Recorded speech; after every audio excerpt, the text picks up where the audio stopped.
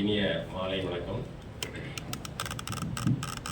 இந்த தமிழ் இலக்கிய பேரவையினுடைய 266வது நிகழ்விலே கலந்து கொள்வதிலே மிக மகிழ்ச்சி அடைகிறேன். அது பேசுறதுக்கு இல்லை, பேசுபவரை பற்றி பேசுவதற்காக கூப்பிட்டுருக்காங்க. இருந்தாலும் அது ஒரு சிறப்பு தான்.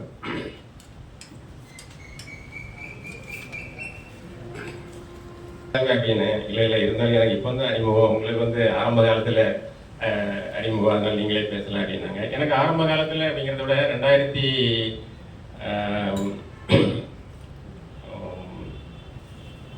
என்னுடைய முதல் கவிதை தொகுப்பு அதிகாலை வரங்கள் அப்படிங்கிற கவிதை தொகுப்பு வெளியிடும் போது தான் கொரோனா காலகட்டத்துக்கு முன்பு 2012 அந்த நிகழ்வுக்கு ஐயா வந்திருந்தாங்க. அதிலிருந்து எங்களுடைய நட்பு உறுதிப்பட்டது. அதன் பின்பாக எங்களுடைய தொடுவானம் இலக்கிய இதழிலே வந்து நிறைய எழுதியிருக்கிறாங்க. அப்புறம் தொடுவானம் இலக்கிய பேரவையிலையும் தொடர்ந்து அவங்களுடைய பங்களிப்பு இருக்கிறது. கண்ணகுமார விஸ்வரூபன் அவங்களுடைய இயற்பெயர் வந்து ஆறுமுக பெருமாள், தேரிக்காட்டு இலக்கியவாதி என்று ஐயா நல்லகண்ணு அவர்களால் அழைக்கப்பட்டவர்கள். இவர்கள் வந்து வார மாத இதழ்களில் நிறைய சிறுகதை எழுதியிருக்கிறாங்க. அகில இந்திய வாரங்களில் இவங்களுடைய சிறுகதை படைக்கப்படுகிறது. இப்படி கிட்டத்தட்ட 300 சிறுகதைகள் இவர்கள் வந்து எழுதியிருக்கிறாங்க. அந்த 300 சிறுகதைகள் வந்து 5 தொகுப்புகளாக வெளிவந்துள்ளது. பாதை மாறாத பாதங்கள், ஓடும் ரயில் ஒரு உத்தம தாய், சாலையோர ஆலமரம், வெளிச்சத்துக்கு வராதவள் அப்படிங்கிற ஒரு 4 தொகுப்பு. 5வதாக அப்பாவின் 2வது மரணம் அப்படிங்கிற ஒரு தொகுப்பு. அப்பாவின் மரணம் அப்படின்னா அப்பாவுக்கு ஒரு மரணம் தான் இருக்கு. இது 2வது மரணம் அப்படின்னு ஒன்று சொல்றாப்புல. அது என்ன அப்படின்னா அவங்க வந்து ஆசையாக வளர்த்த அந்த மரங்கள் வெட்டி சாய்க்கப்படும் பொழுது அவங்க என்ன வழி இருந்தது அப்படிங்கிறத மகன் உணர்வதாக அப்பாவின் 2வது மரணம் அப்படிங்கிற மாதிரி ஒரு புத்தகம் எழுதியிருக்காங்க கடைசியா. இதுல ஒரு என்ன சிறப்பு அப்படின்னா இதுல வந்து 11 சிறுகதைகள் இடம்பெற்றுள்ளது. இந்த 11 சிறுகதைகள்ல பொழுதடைவு பூக்கள் அப்படின்னு ஒரு சிறுகதை இருக்கிறது. அது வந்து எங்களுடைய தொடுவானம் இலக்கிய இதழில் வெளிவந்த சிறுகதை. அதனால அவங்களுக்கு எங்களது நன்றியை தெரிவித்துக் கொள்கின்றேன். இந்த அப்பாவின் 2வது மரணம் வந்து எங்களது காட்சில்லா கலைக்கூடம் பதிப்பு மூலமாக வெளியிடப்பட்டது. அது ஒரு எங்களுக்கு ஒரு பெரும் பேரு. இதில் 11 சிறுகதைகள் இருக்கிறது. 140 ரூபாய். இப்போது வாங்கினீங்கன்னா 100 ரூபாய்க்கு கிடைக்கும். சந்தடி சாக்கில் அதையும் வந்து கொஞ்சம் அப்படி சேல் பண்ணிக்கலாம்னு நினைக்கிறேன்.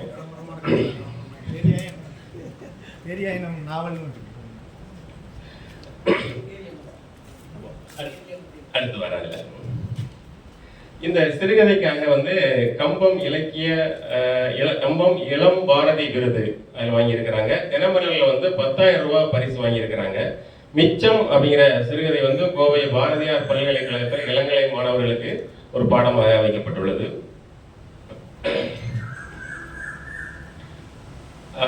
இதுதான் அப்படின்னு கிடையாம இதுக்கப்புறம் வந்து சிறுகதையில் இருந்து நாவலுக்கு மாறி இருக்கிறாங்க. முதல் நாவல் வந்து தேரியாயனம் அப்படிங்கிற ஒரு இது.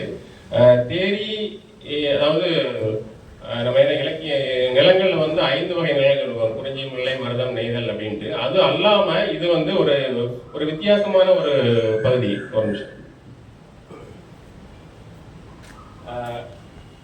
அந்த அட்டைப்படத்தை பார்த்தீங்கன்னா சரி, எல்லாமே வந்து அந்த செம்மண் காடாக தான் இருக்கு. ஒன்றுமே இருக்காது. அந்த பனைமரம் வளரும், அந்த முழுச்செடி இருக்கும், இந்த கற்றாழை அந்த மாதிரி அந்த மாதிரி தான் இருக்கும். அதில் வந்து எப்படி அவங்களுடைய அந்த தேரி மண்ணில் எப்படி அந்த மக்கள் வாழ்ந்தாங்க, அவங்களுடைய வாழ்வியல் என்ன அப்படிங்கிறத ஒரு நாவலாக எழுதியிருக்கிறாங்க. அதாவது தூத்துக்குடி மாவட்டத்தின் தென்பகுதி, திருநெல்வேலி மாவட்டத்தின் தென்கிழக்கு பகுதி அமைந்து அந்த பரப்பு எல்லாமே வந்து இந்த மண்காடாக தான் இருக்கும். அந்த ஏரியாவில் ஒரு தான் அனுபவித்த வாழ்ந்த ஒரு செய்தியை வந்து நாவலா படைச்சிருக்கிறாங்க.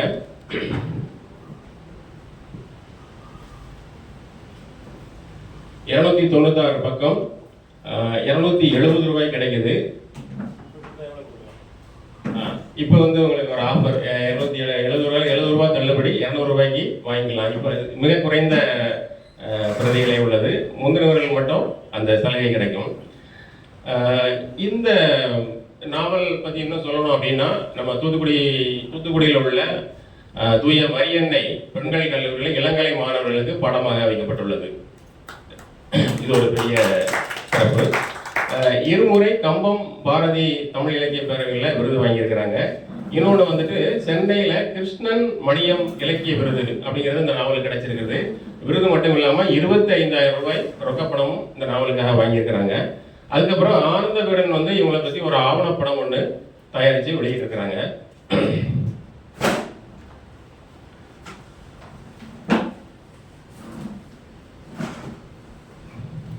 இந்த நாவலை பற்றி ஒரு சுருக்கமாக சொல்லி நினைக்கிறது. பேசுனா மணிக்கணக்காக ஆகும். ஐயா பேசுனாங்கன்னா நாள் கணக்கில் பேசுவாங்க.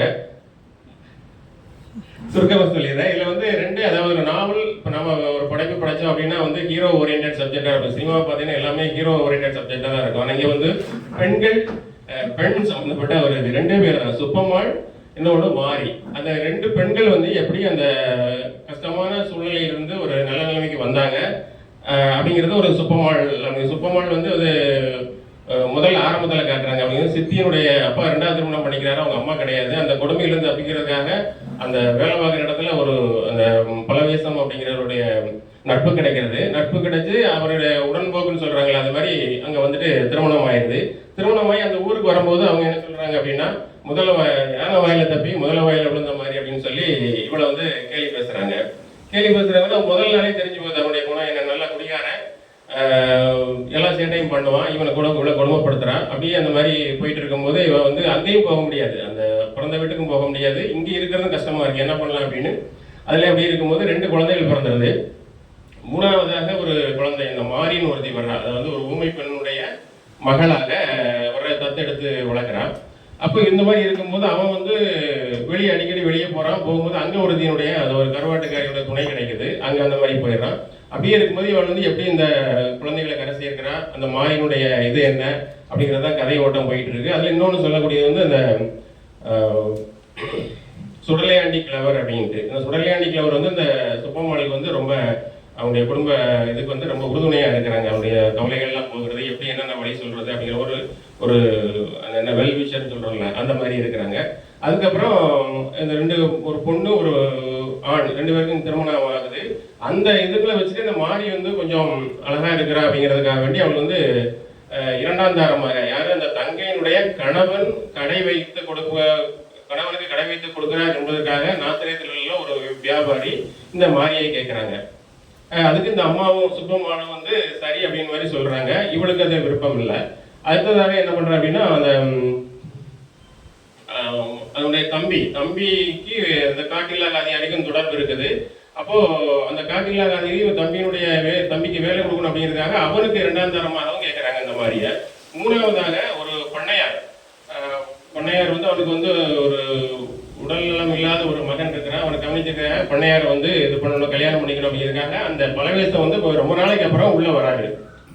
வந்து அந்த சுப்பம்மாள்கிட்டையும் கேட்குறாங்க. இது எல்லாத்தையும் மீறி இந்த மாதிரி என்ன பண்ணுறா அப்படின்னா ஒரு முடிவு எடுக்கிறான். எனக்கு வந்து திருமணமே வேண்டாம், நான் வந்துட்டு ஊருக்கு சேவை செய்ய போகிறேன் அப்படிங்கிற மாதிரியான ஒரு முடிவு எடுத்து ஒரு நல்லதுரை அப்படிங்கிற, எனக்கு என்னமோ அந்த நாவல்லாம் வாசித்து பார்க்கும்போது ஒரு 10 பக்கத்துக்கு விமர்சனம் எழுதி கொடுத்தாங்க. நல்லதுரை அப்படிங்கிறது நல்ல கண்ணு அப்படிங்கிற ஒரு கேரக்டர் வச்சு தான் எழுதி போகிறாங்க அப்படிங்கிற மாதிரி எனக்கு ஒரு சந்தேகம் இருந்தது. ஆனால் அவங்க அதை இதுவரைக்கும் ஒத்துக்கல.